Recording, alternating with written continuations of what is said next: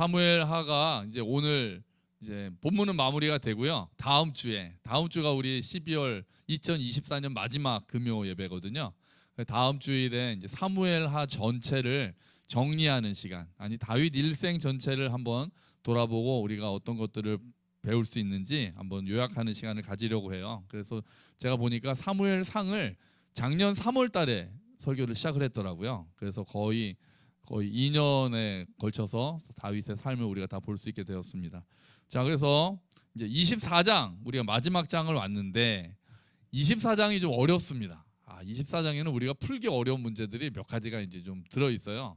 그래서 이 마지막 장을 왜 이렇게 좀 어렵게 끝냈을까 이런 원망이 들기도 하는 그런 장이기도 해요. 일단 1절을 한번 같이 읽어볼까요? 1절부터 어렵습니다. 같이 읽어보겠습니다. 여호와께서 다시 이스라엘을 향하여 진노하사 그들을 치시려고 다윗을 격동시키사 가서 이스라엘과 유다의 인구를 조사하라 하신지라.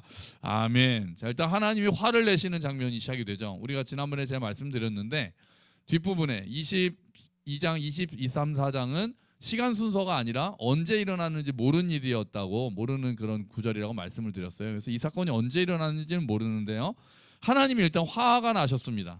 이스라엘을 향하여 화가 나셔서 정확하게 왜 화가 나셨는지도 성경에는 나오지 않습니다. 왜 화가 났을까요? 여러 가지 의견이 있어요. 제가 한번 말씀드릴게요. 어떤 사람들은 하나님이 다윗이 아니라 이스라엘을 향해서 화가 나셨다는 걸 봐서, 이스라엘 사람들이 그때 압살롬을 지지했잖아요. 다윗을 쫓아내고 압살롬을 지지했기 때문에 하나님이 진노하셨을 것이다, 이렇게 보는 학자들이 있습니다.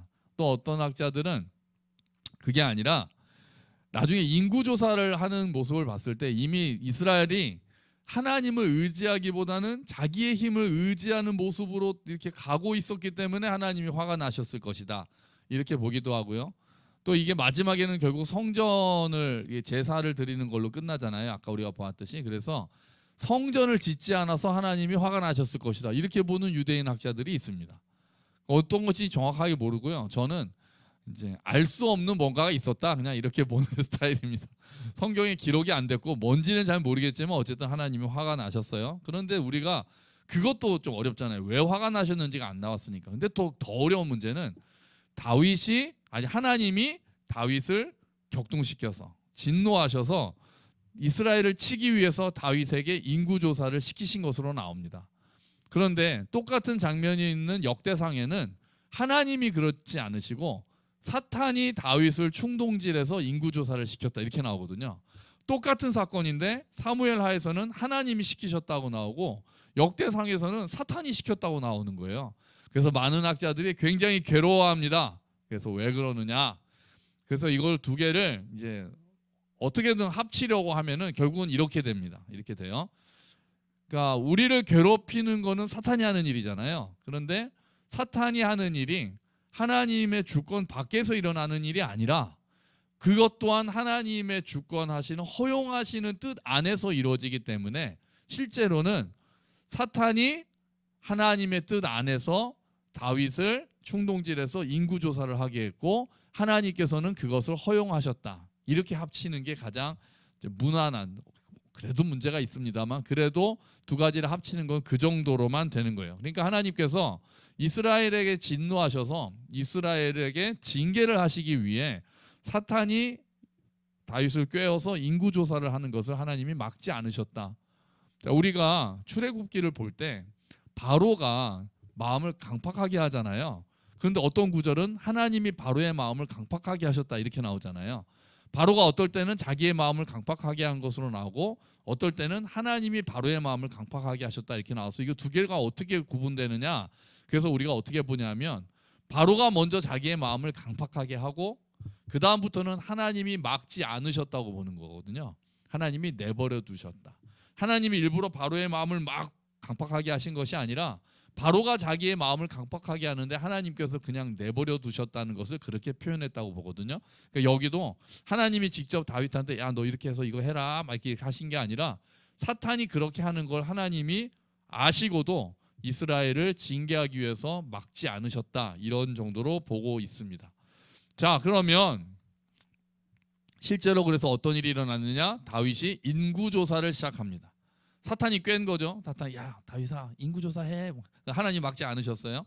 하나님이 아시면서도 인구조사를 싫어하시거든요. 하나님께서 싫어하셨어요. 그래서 다윗이 인구조사를 해야 되겠다 마음을 먹습니다. 그랬더니 요압은 참 아주 오묘한 사람이죠. 요압이 아니 임금님 뭐하러 인구조사를 하십니까? 그러고 좀 저항합니다. 그러니까 요압도 이 인구조사가 하나님이 원하시지 않는다는 걸 알았거든요. 그래서 아니 임금님 왜 뭐하러 인구조사를 하려고 하십니까? 그래서 요압이 좀 반항을 하는데 다윗이 그냥 밀어붙여서 인구조사를 하게 합니다. 자 그럼 왜 인구조사가 왜 죄죠? 인구조사하면 안 됩니까? 우리도 5년에 한 번씩 인구조사 하잖아요. 우리나라도. 이스라엘이 인구조사하는 것을 왜 하나님은 싫어하셨을까요? 민수기에서는 하나님이 인구조사를 하라고 시키시거든요. 그래서 2번이나 한단 말이죠. 처음에 시작할 때 그리고 마지막에 끝났을 때. 그럼 왜 하나님께서는 다윗이 인구조사를 하는 것을 싫어하셨느냐? 그래서 우리가 인구조사 자체가 문제가 아니라 그 마음의 동기가 어디에 있는가로 우리가 살펴봅니다. 여러분 인구조사를 하는 목적이 뭡니까? 이 시대에 인구조사를 하는 목적은 2가지입니다. 하나는 뭐 때문에 하겠어요? 인구조사해서 뭐 할까요? 뭐 복지국가 이런 거 아닙니다. 그 당시는 인구조사 해가지고 뭐 할까요? 전지가 그 군사 모집을 하려고 하는 거예요. 내가 군대로 끌어갈 사람이 몇 명인가 그거 세는 거예요. 그래서 우리가 보면 장정수가 몇 명이다 맨날 그렇게 나오잖아요. 그러니까 군대로 끌고 갈 만한 사람이 몇 명인가. 우리나라 국력이 야 우리가 저 나라랑 전쟁하려고 하는데 군인이 몇 명쯤 되나 이거를 보기 위해서 인구조사를 합니다. 2번째는 뭘까요? 인구조사. 전쟁 말고 평상시에 인구조사하는 이유가 뭘까요? 땅 분배 아닙니다. 그렇게 좋은 거 아닙니다. 뭘까요? 세금입니다. 세금 거들라고 그러는 거예요. 그러니까 다윗이 인구조사라는 목적이 다른 나라처럼 세금을 걷거나 군대를 모집하기 위해서 인구조사를 하는 것을 하나님께서 싫어하신 거예요. 그러니까 결국 다윗은 지금 어느 정도 강력해졌거든요. 그러니까 내가 어느 정도로 강력한가를 보고 싶은 거예요. 그래서 내가 군대가 이 정도 되네. 야 세금은 이 정도로 거둘 수 있겠네. 이거를 확인하기 위해서 인구조사를 하는 거거든요. 그게 하나님 보시기에 좋지 않았어요. 왜요? 왜냐하면 그것은 이전에는 다윗이 사람을 의지하지 않고 하나님을 전적으로 의지하던 사람이었는데 이제 슬슬 꾀가 나기 시작한 거거든요. 이제 슬슬 내 힘이 과시가 되고 내 힘을 의지하기 시작하는 모습이 인구조사로 드러났다는 거예요. 다윗이 원래 기억해 보세요. 그 17장에서 사무엘상 17장에서 골리앗하고 싸울 때 골리앗이 막 하나님의 이름을 모욕하면서 나왔더니 다윗이 이렇게 얘기합니다. 너는 칼과 창으로 나에게 나아오지만 나는 만군의 여호와 하나님의 이름으로 나아간다. 이렇게 하잖아요. 다윗은 그렇게 했던 사람이거든요. 칼과 창을 의지하지 않고 그래서 갑옷도 입지 않고 무기도 하나 없이 그냥 물맷돌 이거 하나 가지고 전쟁하러 나갔던 사람이고 무슨 일이 있을 때마다 하나님 앞에 여쭤봤던 사람이고 그리고 나서 행동했던 사람이에요. 그러니까 하나님을 가장 잘 의지했던 사람인 거예요. 그랬던 다윗이 인구조사라면서 자기 힘을 의지하기 시작한 거예요. 그래서 하나님께서 진노하십니다. 그 이전에 진노하셔서 다른 뭔가 때문에 진노하셨지만 다윗이 결국은 그렇게 하는 것을 보고 하나님께서 징계를 하십니다. 징계를 하시는데 선지자 갓이 나타납니다. 갓이 나타나서 임금님한테 3가지 중에 고르시오. 나쁜 거, 더 나쁜 거 이렇게 3가지를 줍니다. 하나는 7년 동안 가뭄이 있을까요? 아니면 3달 동안 왕이 쫓겨다닐까요? 전쟁이 나서 쫓겨다닐까요? 아니면 3일 동안 전염병이 돌까요? 선택하십시오. 굉장히 잔인한 선택이죠. 다윗이 굉장히 고민합니다. 여러분 같으면 어떤 걸 택하시겠습니까? 7년 동안 이 나라에 가뭄이 들까요? 3달 동안 전쟁이 나서 왕이 도망다닐까요? 아니면 3일 동안 전염병이 도는 걸 할까요? 여러분 같으면 어떤 걸 선택하시겠어요? 저도 고민되더라고요. 근데 다윗이 3번째로 선택합니다. 3일 동안 전염병을 선택하겠습니다. 그러면서 뭐라고 얘기하냐면 왜 그랬을까요? 제일 쉽게 생각할 수 있는 거는 기간이 짧으니까 3일 전염병이 가장 덜 죽는 거 아닐까 이렇게 생각했을 수도 있고 내가 사람의 손에 빠지지 않고 여호와의 손에 빠지겠다 하니까 하나님께서 그래도 은혜를 베푸셔서 전염병 처음에 좀 돌다가 그만 스톱하지 않으실까라는 기대감이 있었던 것 같아요. 그래서 다윗이 전염병을 선택을 하는데요. 뭐 하나 쉽진 않죠. 그랬는데 하나님께서 천사를 보내셔서 바로 7만 명이 죽습니다. 7만 명이 죽습니다. 7만 명이. 그게 며칠 3일 동안 내내도 아닌 것 같아요.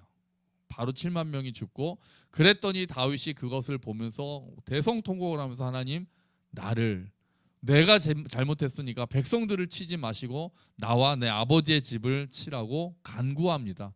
다윗의 다윗다움이 드러나는 거죠. 백성들은 죄가 없습니다. 나를 치세요. 여러분, 이런 지도자가 우리도 필요합니다. 공동체 어려움이 있을 때 자기가 책임을 지는 지도자, 그런 지도자가 필요한 거예요. 공동체 어려움에 책임을 지지 않고 그냥 이게 자꾸 다른 사람 핑계 대고 나는 떳떳하다, 이런 지도자가, 우리나라가 책임지는 지도자가 별로 없잖아요.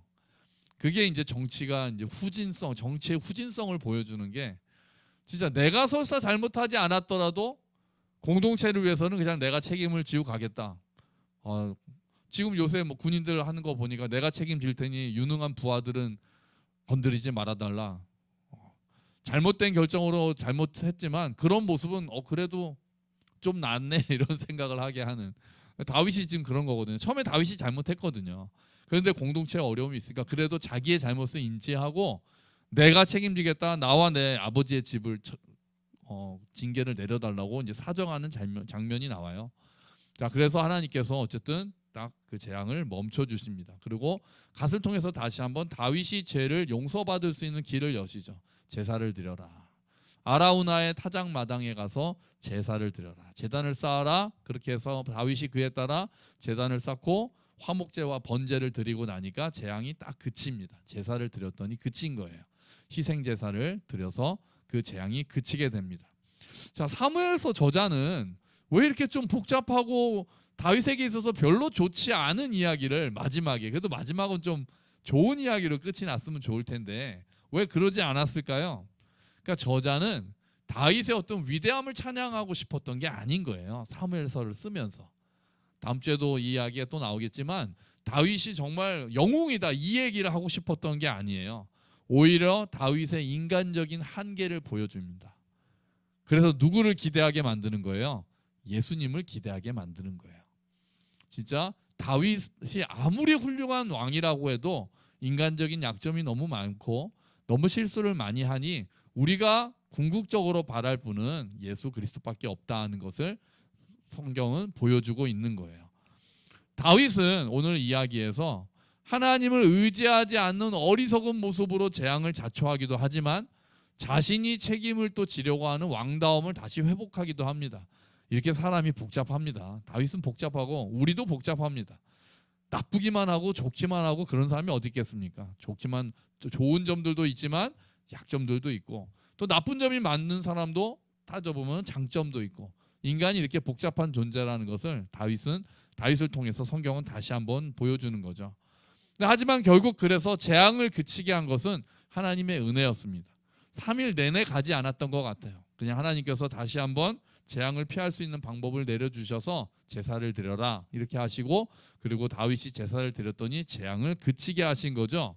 근데 놀라운 것은 그 장소, 제사를 드렸던 그 타작 마당이 나중에 뭐가 됩니까? 성전의 터가 됩니다. 거기에 솔로몬이 성전을 짓거든요. 그 마당에. 그러니까 하나님의 은혜가 임했던 곳에서 이제 성전이 세워져서 공식적으로 하나님의 은혜의 통로가 되는 역할을 하는 거예요. 그러니까 하나님께서 인간의 죄와 실수, 다윗의 연약함까지 사용하셔서 결국 하나님의 은혜가 세워지는 성전의 터를 발견하게 하시는 그 마지막의 은혜가 이루어지는 거예요. 그래서 사무엘서가 마지막에 재앙이 그치는 걸로 끝나잖아요. 하나님께서 결국은 모든 것들을, 연약함에도 불구하고 하나님께서 제사를 받으시고 은혜를 베푸신다는 것으로 사무엘서를 마무리하고 싶었던 것 같습니다. 그래서 뭐라고 이야기합니까? 24절, 25절 우리 다시 한번 읽어볼게요.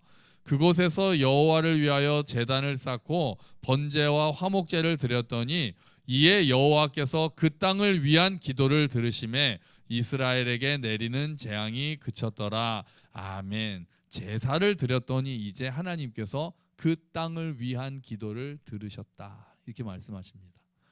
여러분, 우리가 예배를 드릴 때 우리가 이 땅을 위하여 하는 기도를 주님께서 들으실 줄로 믿습니다. 우리가 모였잖아요. 예배 드리잖아요. 그리고 우리가 오늘 또 이 땅을 위해서 기도하지 않겠습니까?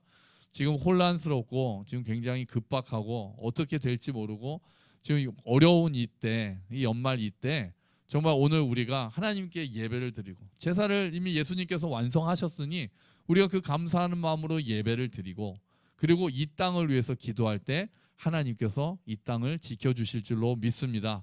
그래서 오늘 우리가 이 시간에 다시 한번 이 땅을 위해서 기도하고 다윗의 삶을 통해서 정말 하나님께서 세운 사람이구나, 하나님께서 그 다윗을 세우셨던 것처럼 오늘 우리도 세우시는 분이시라는 것을 의지하며 오늘 함께 이 땅을 위해 기도하는 저와 여러분이 되시기를 주의 이름으로 축원합니다. 아멘. 우리 같이 기도하죠.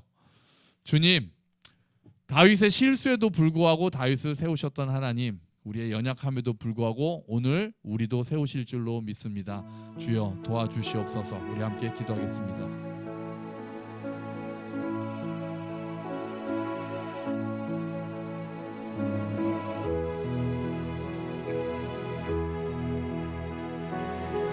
아버지 하나님, 주시옵소서.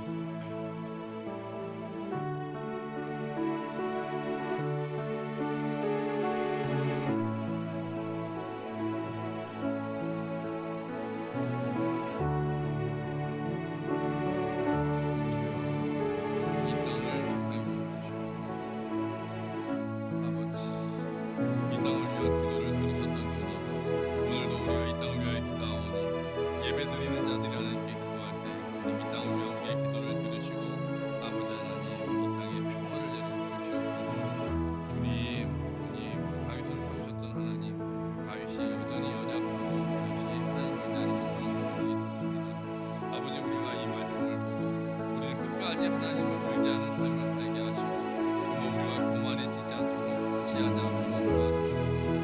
그리고 우리가 겸손하게 하나님을 따르며 하나님을 의지하는 우리가 될 수 있도록 주님 도와주시옵소서. 주님, 이 땅의 혼란, 이 땅의 아픔 오직 주님께서만 고치실 수 있습니다. 주님, 주를 경외하는 자들을 세워주시고 아버지 하나님 이 땅에서 말씀하여 주시고 이루어 주시옵소서. 하나님께서 하시는 모든 일들과 하나님 앞에 엎드릴 수 있도록 도와주시옵소서.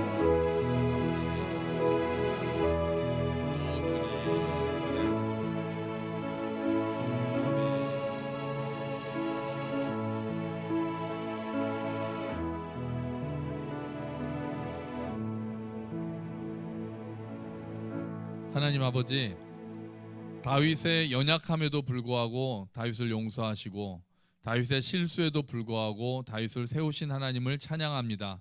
우리 또한 연약하고 여전히 실수하고 넘어지지만 하나님께서 우리에게 긍휼을 베푸셔서 우리를 세워주시니 감사합니다. 우리를 불러주셨고 우리를 다시 일으켜주시는 하나님을 더욱 의지하며 나아갈 수 있도록 도와주시옵소서.